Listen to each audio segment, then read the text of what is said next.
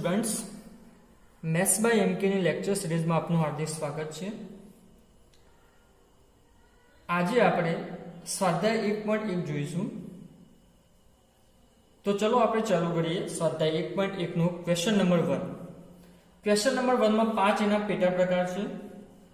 તો પહેલો પેટા પ્રકાર જોઈએ તો એમાં આપેલું છે કે ગણ A બરાબર આપેલું છે 1 2 3 4 થી લઈને 14 સુધી, પર વ્યાખ્યાયિત સંબંધ એ આપેલો છે r xy જ્યાં 3x - y = 0।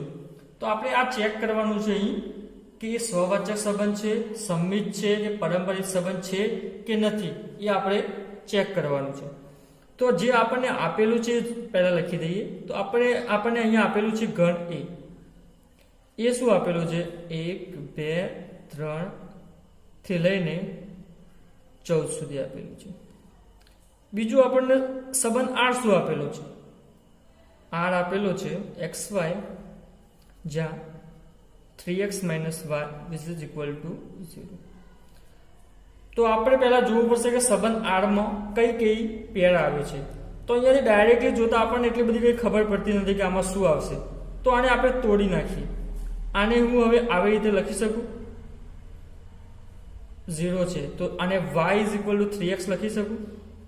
હા, લખી શકાય। હવે આપણે આમાં શું કરીશું કે રિલેશન r માં કયા એલિમેન્ટ આવશે એ જોવા માટે આપણે હવે r = એમાં કયા એલિમેન્ટ આવશે એ જોવા માટે તો પહેલા અહીંયા x = 1 મૂકીએ, x બરાબર 1 મૂકીએ તો શું જવાબ આવશે? y ની વેલ્યુ કેટલું આવશે? 3 આવશે। તો આપણે પહેલા શું કર્યું, x બરાબર 1 મૂક્યું તો y બરાબર 3 આવે। એવી રીતે x ની વેલ્યુ ક્યાંથી મૂકવાની, x ની કિંમત તો આપણો સેટ a આપેલો છે એના અંદરથી જ મૂકવાની છે, બરાબર। એમાં શું આપેલું છે 1 થી લઈને 14 સુધી। હવે x = 2 લખીએ, તો અહીંયા 2 મૂકીએ, x બરાબર 2 તો y બરાબર કેટલા આવશે? 6 આવશે। એવી રીતે x બરાબર 3 મૂકીશું તો y બરાબર 9 આવશે। એવી રીતે x બરાબર 4 મૂકીશું તો y બરાબર 12 આવશે। હવે x બરાબર આપણે મૂકીએ છીએ 5 તો y બરાબર શું આવશે? 15 આવશે। તો અહીં જોઈ શકાય છે કે y બરાબર શું આવે છે? 15। તો આનો મતલબ શું થયો કે આ કેવી પેર બનશે? 5 અને 15 ની પેર બનશે। એનો મતલબ શું થયો કે 5 છે એ 15 સાથે રિલેશન ધરાવે છે, પરંતુ આપણે અહીં જોઈ શકીએ છીએ કે આ 15 છે એ આપણો જે મેન સેટ એ આપેલો છે એમાં જ નથી આવતું। શું થયું કે જે આપણો મેન સેટ એ આપેલો છે એમાં જ નથી આવતું। એનો મતલબ શું થયો કે હવે x બરાબર 5 મૂકીને 5 મૂકી શકાય નહીં, કારણ કે એ પેરમાં જે 15 આવે છે આ સેટમાં આવતા નથી, કારણ કે અહીં શું કહે છે કે 5 એ 15 સાથે રિલેશન ધરાવે છે, એવું તો શક્ય છે નહીં। એનો મતલબ શું થયો કે આપણે સેટ r માં આટલા એલિમેન્ટ આવશે, બરાબર। હવે આ વાત થઈ ગઈ r। તો હવે આપણે ચેક કરીશું કે સ્વવાચક સંબંધ છે, પારંપરિક છે કે સંમિત છે કે નહીં, એ ચેક કરીશું। તો પહેલા આપણે સ્વવાચક માટે જોઈએ, સ્વવાચક સંબંધ માટે તો મેં તમને કહ્યું હતું કે સ્વવાચક સંબંધ માટે શું હોવું જોઈએ કે જે આપણો મેન સેટ જે અહીંયા શું આપેલો છે એ આપેલો છે, તો મેન સેટ એ માટે દરેકના જુડવા હોવા જોઈએ। અહીંયા 1 થી લઈને 14 સુધી છે તો શું હોવું જોઈએ?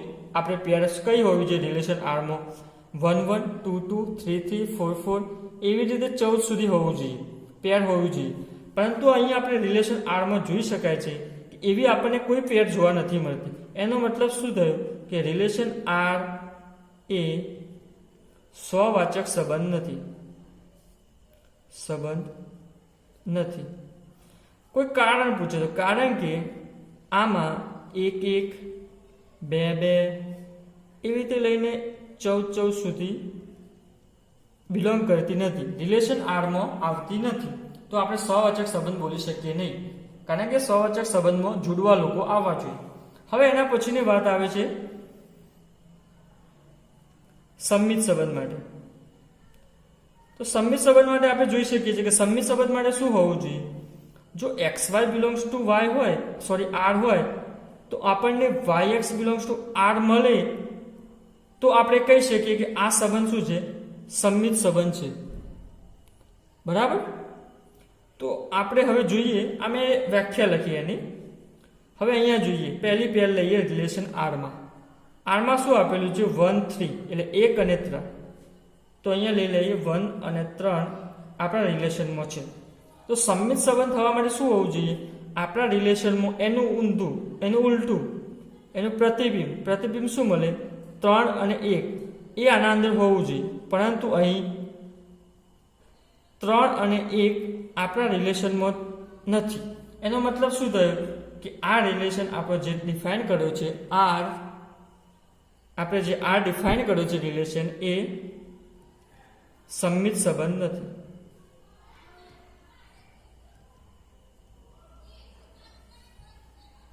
હવે આપણે છેલ્લું બાકી રહ્યું પારંપરિક સંબંધ માટે.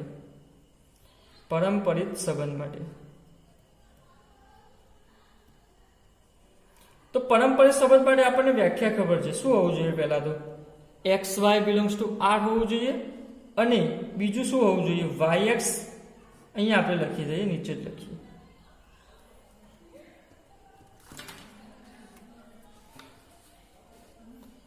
પારંપરિક સંબંધ માટે શું હોવું જોઈએ, x y belongs to R હોવું જોઈએ, અને એન્ડ મેં લખ્યું છે એનો મતલબ થાય અને Y x belongs to R હોવું જોઈએ, sorry Y Z belongs to R હોવું જોઈએ. તો આપણને શું મળવું જોઈએ, X Z belongs to R મળે તો આપણે કહી શકીએ કે આ સંબંધ સહવાચક પારંપરિક સંબંધ છે. તો એના માટે આપણે ડાયરેક્ટલી પેરમાં જ જોવાનું, આપણા રિલેશન આરમાં જોવાનું. તો રિલેશન આરમાં શું આપેલું છે, પહેલા 1 3 2 6 એવી રીતે આપેલું છે. તો આપણે પહેલા અહીંયાથી લઈ લઈએ, પહેલી પેર લઈ લઈએ 1 3 માટે. 1 3 આ પહેલું એલિમેન્ટ એ, આ બીજું એલિમેન્ટ બી. તો હવે બીજી પેર કેવી લેવી પડશે પારંપરિક માટે, અહીંયા તો બી લેવું પડશે અને બાજુમાં શું આવવું જોઈએ, સી આવવું જોઈએ. યાની કે કોઈ સી એલિમેન્ટ આવવું જોઈએ પેર આર, સંબંધ આરમાંથી. તો અહીંયા 1 3 છે, તો અહીં બીજો એલિમેન્ટ 3 છે. તો આપણે એવી પેર શોધવાની છે, એવી જોડ શોધવાની છે કે જે જોડનો પહેલો એલિમેન્ટ અહીંયા 3 છે તો 3 હોય. તો આપણને અહીં એક પેર મળે છે. આપણને કઈ મળે છે, 3 અને 9. એટલે આને શું કહેવાય, બી કહેવાય, આને શું કહેવાય, સી કહેવાય. તો હવે આપણને શું મળવું જોઈએ, એસી બિલોંગ્સ ટુ આર મળવું જોઈએ. એસી શું થશે, અહીંયા એસી 1 9 થશે, 1 9 એ બિલોંગ્સ ટુ આર હોવું જોઈએ. પણ આપણે સંબંધ આરમાં જોઈ શકાય છે ક્યાંય પણ 1 9 ની અથવા 1 9 ની પેર જોવા મળે છે, નથી મળતી. એનો મતલબ શું થયો કે આ સંબંધ પારંપરિક નથી. આપણે ખાલી કોઈ એક પેર માટે પણ આ સંબંધ પ્રૂફ ના થાય તો એનો મિનિંગ શું થયું કે એ આખું સંબંધ આર છે એ પારંપરિક નથી. કારણ કે આપણે અહીંયા એક પેર માટે આપણે પ્રૂફ કર્યું કે આ સંબંધમાં પારંપરિક સંબંધ પ્રૂફ થતો નથી. તો આપણે કહી શકીએ કે આ સંબંધ આખો પારંપરિક સંબંધ નથી. ઓકે, હવે આવી જઈએ આપણે એક્ઝામ્પલ નંબર 2 માં. ક્વેશ્ચન 1 નો એક્ઝામ્પલ નંબર 2 માં એમાં શું કહે છે કે પ્રાકૃતિક સંખ્યાઓનો ગણ n પર વ્યાખ્યાયિત સંબંધ આર આપેલો છે. પેલો મોટો સેટ શું આપેલો છે, એ બરાબર અહીં નેચરલ નંબર આપેલો છે. નેચરલ નંબરમાં શું આવે, 1 2 3 થી લઈને ઇન્ફાઇનાઇટ સુધી. સંબંધ શું આપેલો છે, આર, કે એવો સંબંધ લેવાનો, એવી જોડ લેવાની એક્સ અને વાય ની કે જ્યાં વાય બરાબર શું થવું જોઈએ, x + 5. અને અહીં એક સારી વાત એ છે કે x ની વેલ્યુ આપણને કહી દીધી છે કે આટલી જ લેવાની. કેટલી લેવાની, 4 થી નાની જ લેવાની. એ વાત આપણા માટે બહુ સારી છે. તો હવે આપણે 4 માટે લઈએ, એ આપણને આ આપેલો છે, સંબંધ આર આ આપેલો છે. તો હવે અહીંયા દેખાતું નથી કે સંબંધ આરમાં કેવા એલિમેન્ટો આવશે, x અને y ની કેવી પેરો આવશે. તો કંઈ વાંધો નહીં, આપણે કરી લઈએ કઈ પેરો આવશે. તો આર માટે આપણે લખીએ અને અહીંયા શું કીધું છે, x ની વેલ્યુ 4 થી નાની લેવાની. 4 થી નાની શું આવે? એક 3 આવે, એક 2 આવે અને 1 આવે.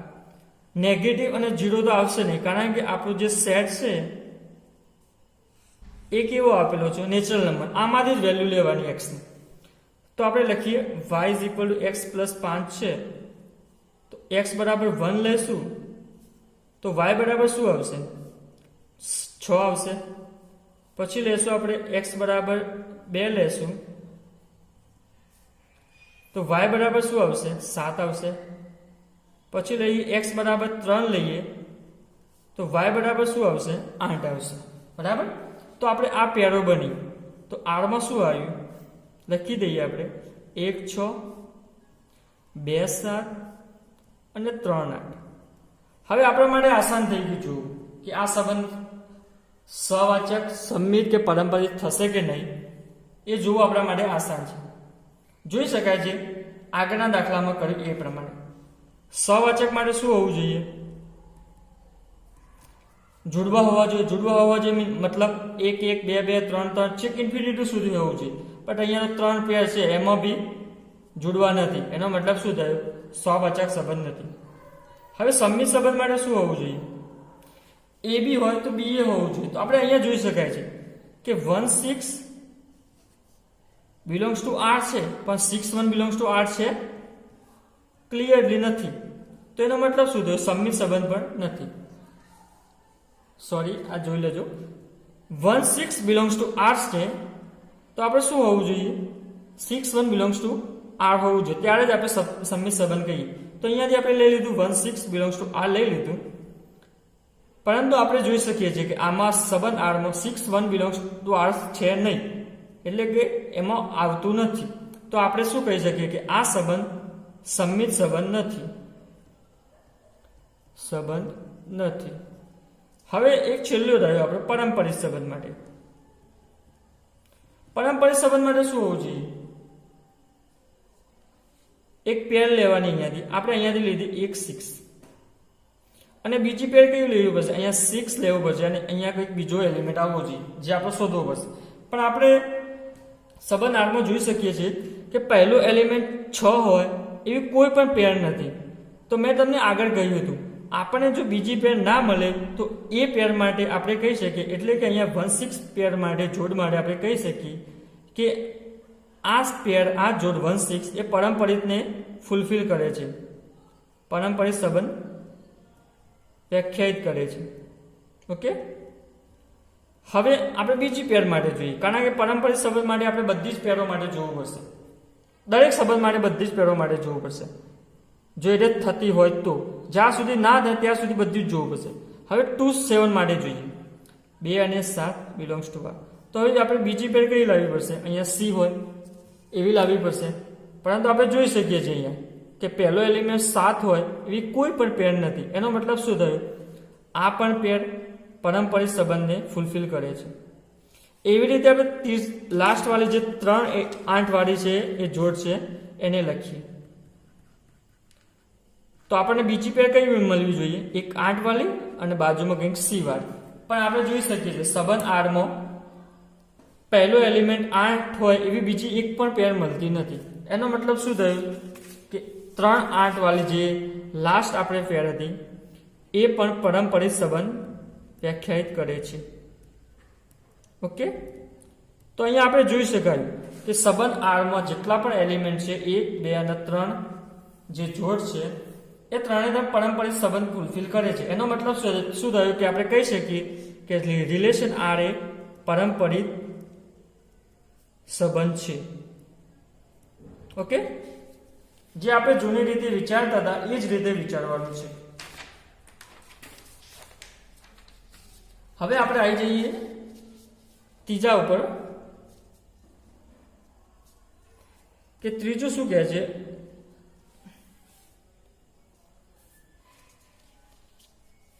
કે ગણ એ આપેલો છે 1 થી 6 લેખ સુધીનું. તો જે આપેલું છે પહેલા આપણે લખી દેવાનું શાંતિથી. 1 2 3 4 5 6. ઓકે. અને સંબંધ R આપેલો છે. શું આપેલું છે? એવી જોડ લેવાની કે y એ x વડે વિભાજ્ય છે.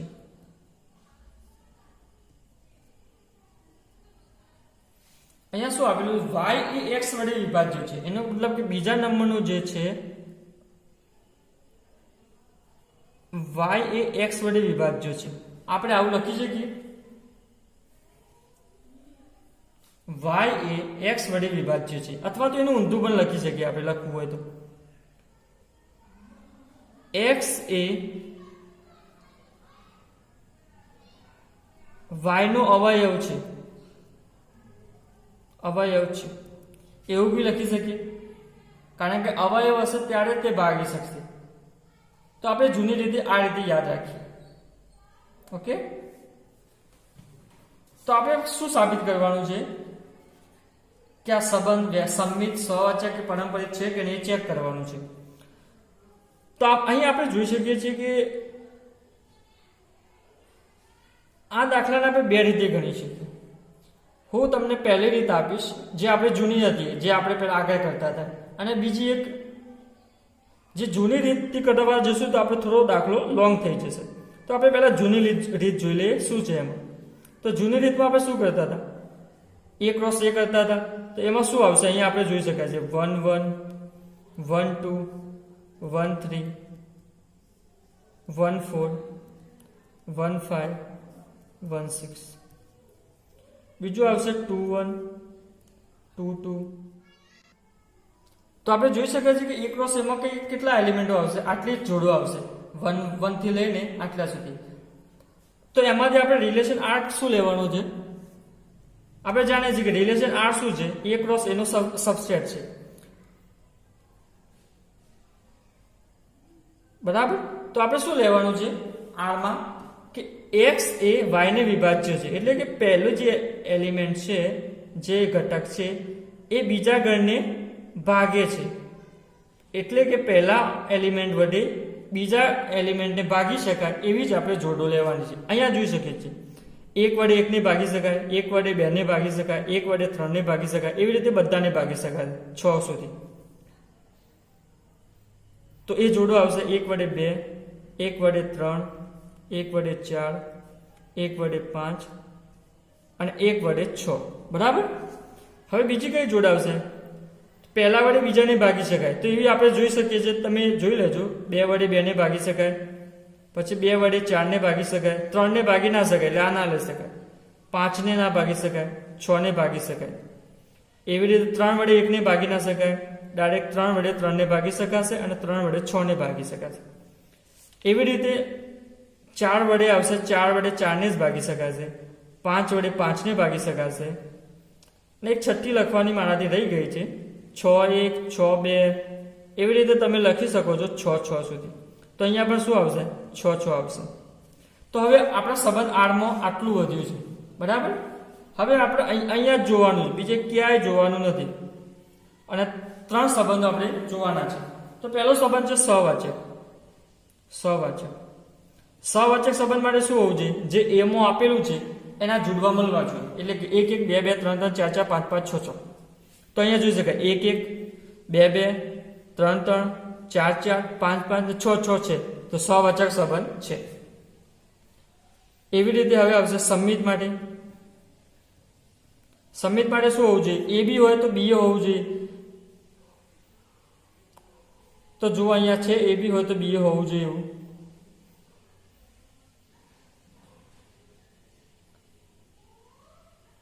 a બી હોય તો b હોવું જોઈએ. આપણે દરેક માટે પ્રૂફ કરવું પડશે. એટલે જો 1 1 2 2 3 3 4 4 6 5 5 અને 6 6 માટે ચેક કરવાની જરૂર નથી. અહીંયા જો 1 2 છે તો 2 1 હોવું જોઈએ. અહીંયા શું છે? 1 2 છે. અહીંયા લઈ લીધું સંમિત સંબંધ માટે 1 2 બિલોંગ્સ ટુ r. 1 2 તો શું હોવું જોઈએ? 2 1 પણ બિલોંગ્સ ટુ r હોવું જોઈએ. પણ અહીંયા આપણે આખા સંબંધમાં તમે જોઈ શકો છો કે 2 1 ક્યાંય પણ જોડ છે નહીં. તો એનો મતલબ શું છે? 2 1 r માં નથી. તો આ પણ સંમિત સંબંધ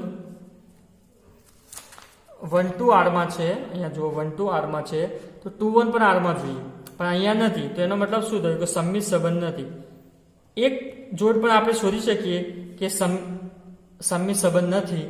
તો એનો મતલબ શું થયો? કે આખો સંબંધ છે એ સંમિત સંબંધ નથી.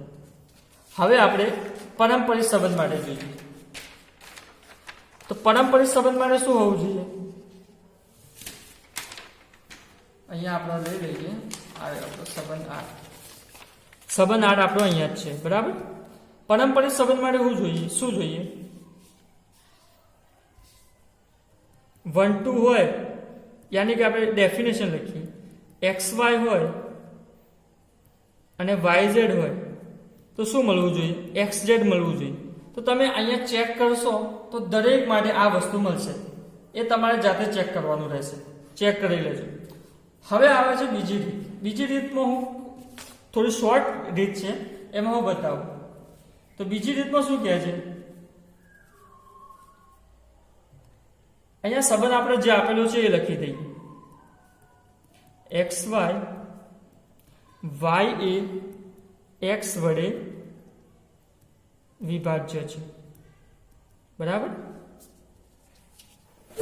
તો y x વડે વિભાજ્ય છે એનો મતલબ શું થયો? કે y એ x વડે વિભાજ્ય છે, બરાબર. તો સહવાચક સંબંધમાં શું આવવું જોઈએ? અહીંયા લખીએ સહવાચક સંબંધમાં શું આવવું જોઈએ? x x belongs to r આવવું જોઈએ. તો અહીંયા એનો મતલબ શું થયો? બીજો પણ x હોય તો અહીંયા y ની જગ્યાએ હું x લખી દઉં તો એનો મતલબ શું થયો? x x, અહીંયા y ની જગ્યાએ x x એ x વડે વિભાજ્ય છે. આપણે જાણીએ છીએ, દેખાય જ છે કે દેખીતી વસ્તુ છે કે કોઈ બી સંખ્યા હોય એને પોતા એ જ સંખ્યા વડે ભાગી શકાય. દાખલા તરીકે 2 સંખ્યા છે તો એને 2 વડે ભાગી જ શકાય. ખાલી આ એવું કહેવા માંગે છે. એ તો પ્રૂફ થઈ ગયું. હવે બીજું છે સંમિત સંબંધ. સંમિત સંબંધ શું કહે છે? XY બિલોંગ્સ ટુ R હોય એટલે કે R કે x y ને x વડે ભાગી શકાય છે. તો આપણે yx બિલોંગ્સ ટુ r લખી શકાય? ના લખી શકાય. દાખલા તરીકે આપણે લઈ લઈએ 2 અને 4. 2 વડે 4 ને ભાગી શકાય છે, પણ એનું ઊંધું કરી શકાય છે? 4 વડે 2 ને ભાગી શકાય છે? ના ભાગી શકાય. સંમિત સંબંધ નથી. હવે એક વાત આવી લાસ્ટમાં, પારંપરિક સંબંધ. પારંપરિક સંબંધ માટે આપણે થોડું ઊંધું વિચારીશું. ઊંધું તો નહીં, પણ આપણે 8મા 9મા ધોરણમાં જે ભણ્યા હતા એના વિશે વિચારીશું. આપણો સંબંધ શું કહે છે? x એ y એ x વડે વિભાજ્ય છે. તો આપણે 2 એલિમેન્ટો લેવા પડશે પહેલા તો પારંપરિક માટે. xy બિલોંગ્સ ટુ r અને yz બિલોંગ્સ ટુ r. તો xy બિલોંગ્સ ટુ r માટે હું આવું લખી શકું? શું કહે છે? y એ x વડે વિભાજ્ય છે તો અહીંયા y x વડે વિભાજ્ય છે. તો x વડે હું વિભાજ્ય કરું તો અહીંયા ભાગફળમાં કંઈક આવશે, એને શું લખાશે? k1 લખાશે. તો અહીંયા y આવશે, છેલ્લે શેષ 0 આવશે. તો હું આને કઈ રીતે લખી શકું છું? y k1x લખી શકું છું, આ બે એક જગ્યાએ અને અંદર વાળું એક જગ્યાએ, પ્લસ જે આપણે શેષ વર્તી 0, તો અહીંયા 0 છે. આવી રીતે લખી શકું છું. અહીંયા જોઈ શકો તમે y k1x લખી શકું છું. k1x into y આપણે જૂની રીત પ્રમાણે 8મા 9મા ધોરણમાં ભણી ગયા છે. એવી રીતે અહીંયા શું લખાશે? y ભાગ્યા z લગાશે. તો અહીંયા કંઈક જે ઉપર આવે છે ભાગફળ એ k2 આવે છે 0. તો આનો મતલબ શું થયો? z k2y લખી શકાશે. હવે અહીંયા તમે જોઈ શકો છો z k2, y બરાબર શું છે? અહીંયા y બરાબર એ અહીંયા મૂકી દઉં. શું છે? k1y. હવે k2 અને k1 શું છે? કોઈ સંખ્યા જ છે. એના બરાબર હું k3 પણ કહી શકું. એનો ગુણાકાર કરીને શું આવશે? k3. અને y તો આપણું છે. હવે આના મતલબ શું થયો? આવી રીતે આપણે વિચારીએ, આગળ કરીએ પ્રમાણે. સોરી, k3x આવશે. y ની વેલ્યુ મૂકીએ આપણે. x આવશે, અહીંયા x આવશે. z બરાબર k3x આવશે. તો આ પ્રમાણે વિચારીએ તો કઈ રીતે લખી શકાય? x ભાગ્યા z લખી શકાશે. એનો મતલબ શું થયો? x વડે z ને ભાગી શકાય છે. તો આપણો રિલેશન શું હતું? x z belongs to r લખી શકાય. એનો મતલબ શું થયો? xy બિલોંગ્સ ટુ r છે, yz બિલોંગ્સ ટુ r છે, તો xz બિલોંગ્સ ટુ r પણ લખી શકાય. એટલે એ પારંપરિક સંબંધ છે, બરાબર. હવે આપણે પાંચમા દાખલા ઉપર આવી જઈએ, સોરી ચોથા દાખલા ઉપર આવી જઈએ, ક્વેશ્ચન નંબર 1 ના. તો એમાં શું આપેલું છે? મોટો સેટ Z આપેલો છે, એ પૂર્ણાંકોનો ગણ છે, જેમાં પોઝિટિવ, નેગેટિવ એટલે કે ઋણ સંખ્યાઓ, ધન સંખ્યાઓ અને શૂન્ય આવી છે. સંબંધ શું R શું આપેલો છે? એવી જોડ લેવાની જેમાં x માઇનસ y એમને બંનેની બાદબાકી કરીએ એટલે કે પહેલો એલિમેન્ટ અને બીજો ઘટકની બાદબાકી કરીએ તો શું આવવું જોઈએ? પૂર્ણાંક આવવું જોઈએ. બરાબર. તો એના માટે આપણે જોવાનું છે પહેલા સહવાચક માટે. ચલો જોઈ લઈએ. સહવાચકમાં શું હોવું જોઈએ? xx બિલોંગ્સ ટુ R હોવું જોઈએ. તો અહીંયા પહેલા લખીએ xx. તો xx માટે આપણે સંબંધ R માં જોઈએ તો બીજાની જગ્યાએ શું હોવું જોઈએ? હું અહીંયા ફરીથી a ને સંબંધ લખું છું. x y ની જગ્યાએ શું હોવું જોઈએ? x. તો એની કન્ડિશન શું છે? પહેલા ઘટક વડે અને બીજો ઘટક એની બાદબાકી પૂર્ણાંક હોવું જોઈએ. x માઇનસ y શું હોવું જોઈએ? પૂર્ણાંક હોવું જોઈએ. તો આપણે જાણીએ છીએ કે કોઈ બી ઘટક છે x માઇનસ x શું આવશે? 0 આવશે. અને આપણે જાણીએ છીએ કે 0 શું છે? પૂર્ણાંક છે. તો આવું કોઈ પણ સંખ્યા માટે આપણે કરી શકાય છે, કારણ કે બંને સંખ્યાઓ કોઈ બી લઈ લો, આપણે દાખલા તરીકે વિચારી શકીએ છીએ 8 8 લઈ લો, 9 9 લઈ લો, તો 9 માઇનસ 9 શું આવશે? 0 જ આવવાનું છે. અને 0 શું છે? પૂર્ણાંક છે, એટલે કે એમને બાદબાકી પૂર્ણાંક જ આવશે, જે આપણા સંબંધ R માં જે શરત આપેલી છે એને વ્યાખ્યાયિત કરે છે. બરાબર. હવે બીજો સંબંધ આવશે સંમિત સંબંધ. સંમિત સંબંધમાં શું હોવું જોઈએ? xy બિલોંગ્સ ટુ R હોય એટલે કે આને કઈ રીતે લખી શકાય? x માઇનસ y શું હોવું જોઈએ? પૂર્ણાંક હોવું જોઈએ. તો સંમિત સંબંધ માટે શું થવું જોઈએ? yx બિલોંગ્સ ટુ R હોવું જોઈએ. તો આપણે જાણી શકીએ છીએ કે y માઇનસ x પણ શું હશે? પૂર્ણાંક જ હશે. જો x માઇનસ y ધન પૂર્ણાંક આવશે તો y માઇનસ x શું આવશે? ઋણ પૂર્ણાંક આવશે. પણ આવશે તો શું? પૂર્ણાંક જ આવશે. એનો મતલબ શું થયો કે આપણો સંબંધ R માં આવે છે, તો આને સંમિત સંબંધ કહી શકાય. એવી રીતે પરંપરિત માટે પણ આપણે વિચારી શકીએ છીએ કે xy બિલોંગ્સ ટુ R હોય, એનો મતલબ શું થયું? x માઇનસ y પૂર્ણાંક હોય. બીજું શું થયું? yz બિલોંગ્સ ટુ R હોય, એનો મતલબ શું થયું? કે y માઇનસ z પૂર્ણાંક હોય. બરાબર. તો આપણે શું પૂરું કરવાનું છે કે xz બિલોંગ્સ ટુ R પૂરું કરવાનું છે, એટલે કે x માઇનસ z, સોરી અહીંયા y આવશે. અહીંયા શું આપેલું છે? x minus xy belongs to R એટલે કે x માઇનસ y પૂર્ણાંક છે, y માઇનસ z પૂર્ણાંક છે. આ બંનેનો આપણે સરવાળો કરી લઈએ તો x minus y plus y minus z, એટલે કે આપણે એક પૂર્ણાંક અને બે પૂર્ણાંક. આ શું છે? પૂર્ણાંક જ છે. આ શું છે? પૂર્ણાંક જ છે. આ પણ શું છે? પૂર્ણાંક છે. એ બંનેનો સરવાળો કરો એટલે શું આવશે? x minus z. તો આપણે જાણીએ છીએ કે બે પૂર્ણાંકોનો સરવાળો પણ શું આવશે? પૂર્ણાંક જ આવશે. બરાબર. આપણે વિચારી પણ શકીએ છીએ, એક 2 લઈ લઈએ, એક 3 લઈ લઈએ, એમનો બેનો સરવાળો શું આવશે? 5 આવશે. એ પણ શું છે? પૂર્ણાંક જ છે. તો એનો મતલબ શું થયું? x minus z belongs to x minus z શું આવશે? પૂર્ણાંક આવશે. તો આપણા સંબંધ R પરથી આપણે શું લખી શકીએ? શું છે આપણો સંબંધ R? x અને y, જે x માઇનસ y જો પૂર્ણાંક આવે તો x અને y સંબંધ ધરાવે છે. તો અહીંયા શું આવ્યું? x માઇનસ z પૂર્ણાંક આવ્યું. તો આપણે શું કહી શકીએ? x z એ સંબંધ ધરાવે છે કે R માં છે. તો આપણે પ્રૂફ કરી લીધું કે xy belongs to R, sorry અહીંયા પરંપરિત માટે જોવા છે નીચે, તો xy belongs to R, yz belongs to R, તો xz બિલોંગ્સ ટુ R આપણે પ્રૂફ કરી લીધું.